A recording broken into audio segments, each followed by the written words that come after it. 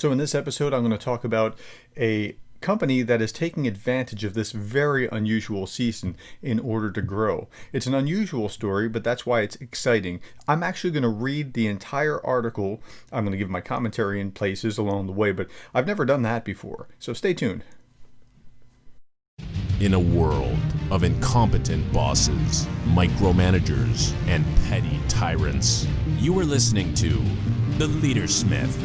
Now, here is your host, Darin Gerdes. Okay, so this article is from Inc. magazine. The title is "This Company is Paying for Unemployed Americans to Train as Healthcare Workers." It's by an author named Tim Crino, and he's talking about Onkar Jain, I hope I'm pronouncing that right, Onkar Jain's investment firm, Kairos, which is funding the training for 10,000 workers. And it's an unusual story in an unusual season. So here we are. I'm going to read the actual article, and I'm just going to stop and offer commentary along the way. So Onkar Jain has achieved much of his success in business by creating win-win situations. Stop. All of your deals must be win-win. If you win and the other person loses, just don't do the deal. Of course, if you're going to lose and the other person's going to win, don't do that deal either, but all things should be win-win. Okay, let's keep going. With his company's latest initiative, he's trying to help displaced workers while at the same time filling significant need in healthcare industry.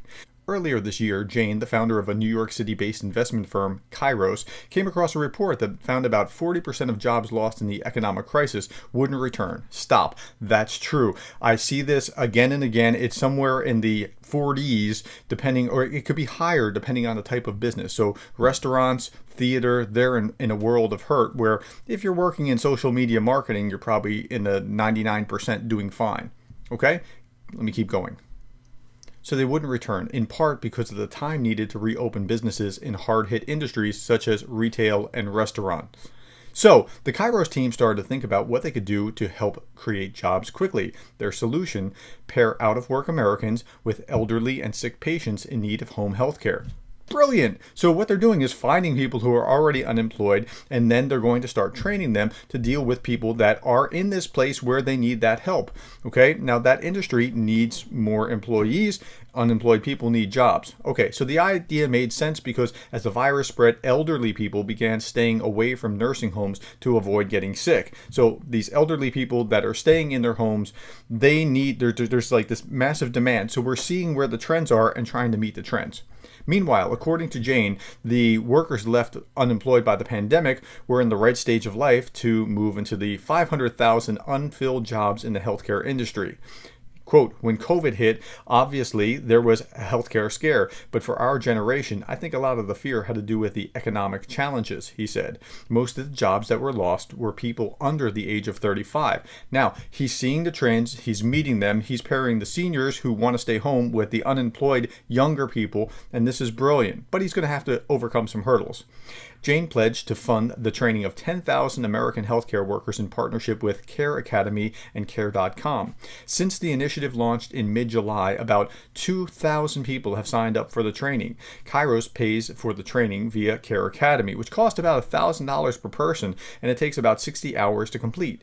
Trainees can find their job via Care Academy placement partners like Care.com. So what he's doing is just profound. He's pairing the people that need help with the people that can work at those jobs that are now newly unemployed, and he's paying for them to be trained. Now, when you think about it, it costs a lot to spend that money on the training, but over time, there's a pretty quick break-even point for these employees. So he's thinking, now I'm going to continue with the article.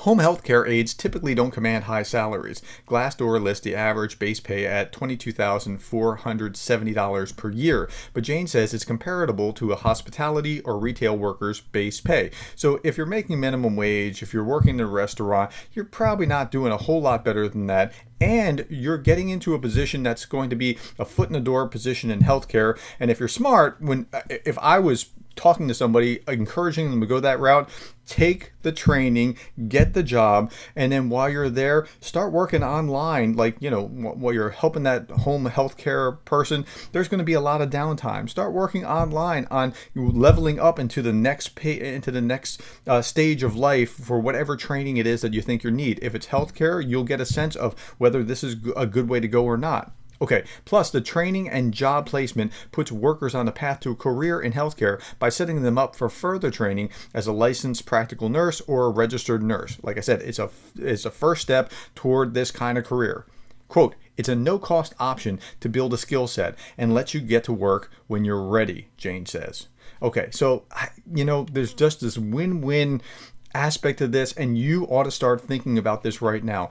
Look, Wayne Gretzky said the reason that he was the great one in hockey was because he didn't go where the puck was. He went where the puck was going. Where is the puck going in this society? What's going on with the pandemic? Even after the pandemic, things are going to change. So there's a big trend toward people working at home that is going to stay after the pandemic. Not everybody is going to stay working at home, but there are a lot of people who like working at home now. There are a lot of companies that are realizing, wait, I don't have the overhead costs. So more people are going to be working at home.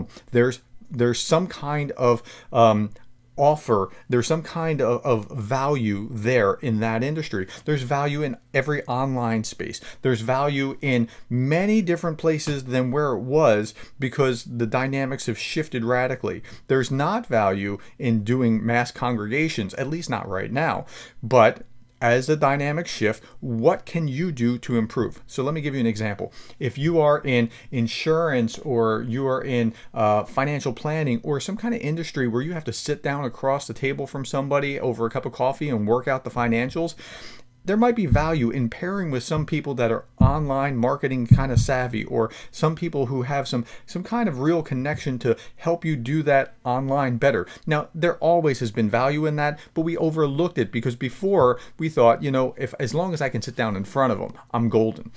Or if your value is in the same scenario about pairing with somebody who is marketing savvy, online savvy, if your job depended on getting in front of big corporate groups, that might not be the way of the future anymore, because those big corporate groups are going to shrink radically in size, not just for social distancing, but because the groups are going to necessarily shrink as people decide or elect to stay at home more. Okay, let me finish the article. Kairos launched a similar job training initiative in June through its London-based healthcare company, Sarah. After 10,000 people were trained, the UK government agreed to take over and fund the training for an additional 100,000 workers. If the program in the US takes off, Kairos plans to make a similar handoff to the government. It's already in discussions with the city of Miami, which has a large number of elderly people and displaced hospitality workers. Look how brilliant that pairing is. The displaced people in hotels that can't do the jobs anymore with the elderly. I'm amazed by this article. Great stuff. Quote, everything we're building at Kairos is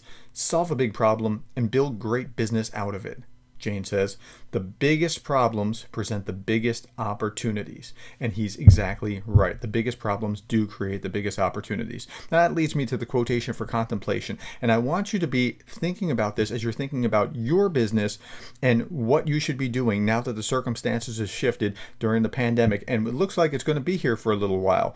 This is the new normal. How do you adjust to it? Warren Buffett said this, be fearful when others are greedy and greedy when others are fearful. Now, how does that apply to your business? I want you to think of ways that you can be creative. Maybe it's a joint venture. Maybe it's some kind of partnership. Maybe it's thinking outside the box of what you did, but you have to start thinking differently in order to get to the next level in this new environment. Hey, thanks for your time. I hope that helps you become the kind of leader that you would want to follow.